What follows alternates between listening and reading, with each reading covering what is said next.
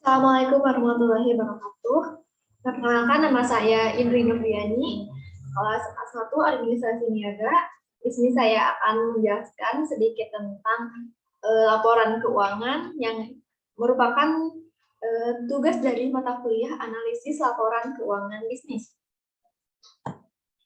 Oke, langsung saja. Laporan keuangan. Laporan keuangan itu apa sih? Laporan keuangan adalah laporan yang berisi ringkasan dari setiap transaksi keuangan yang terjadi di sepanjang periode kehidupan perusahaan bersangkutan. Laporan keuangan haruslah disusun secara periodik.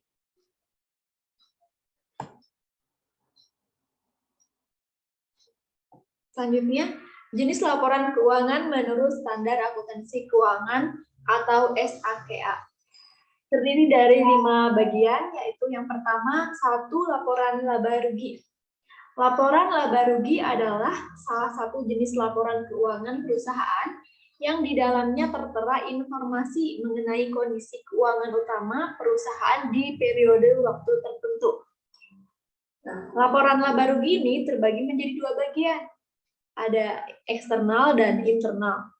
Jadi, orang yang memerlukan laporan laba rugi itu dibutuhkan atau diperlukan ke dalam terbagi 2 bagian, yaitu yang pertama eksternal yang membutuhkannya yaitu orang investor dan kreditor, dan yang kedua dari internal yang membutuhkan adalah BUD dan manajemen perusahaan. Oke, yang selanjutnya itu laporan neraca. Laporan neraca adalah laporan yang di dalamnya berisi informasi terkait saldo aset, ekuitas, dan kewajiban di periode akhir waktu akuntansi. Kalau kita sebut yaitu A sama dengan L tambah E, yang merupakan dari persamaan akuntansi ya. 3 informasi utama yang harus dicantumkan pada laporan neraca adalah A. Aktiva. Aktiva merupakan aset sumber daya yang dimiliki perusahaan secara ekonomis dan legal. Aktiva terdiri dari tanah, bangunan, mobil, uang, kendaraan, dan lainnya. Dan liabilitas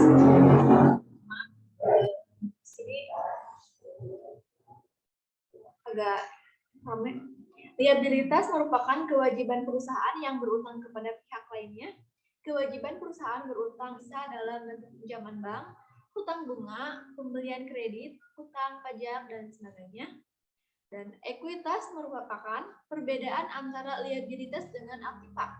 Hal yang termasuk ke dalam ekuitas meliputi laba ditahan, modal saham preferensi serta reserves. Nilai bersih ekuitas akan terpengaruh oleh perubahan dari liabilitas dan aktiva. Selanjutnya yaitu laporan modal atau perubahan ekuitas. Laporan perubahan ekuitas merupakan hasil dari laporan neraca dan laporan laba rugi.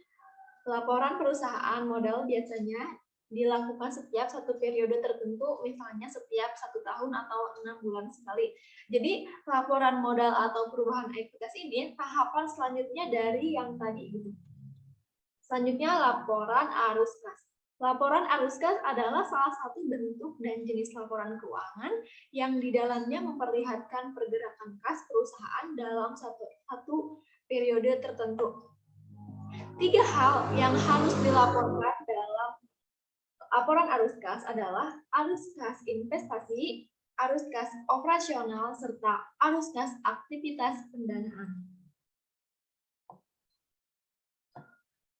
Dan yang terakhir, catatan atas laporan keuangan. Catatan atas laporan keuangan merupakan bagian dari jenis laporan keuangan yang mendetail informasi penting terkait arus kas keuangan perusahaan. Detail informasi mengenai akun tertentu juga dijelaskan di catatan laporan keuangan. Nah, mungkin ini saja yang bisa saya sampaikan. Mohon maaf apabila banyak kesalahan. Wassalamualaikum warahmatullahi wabarakatuh.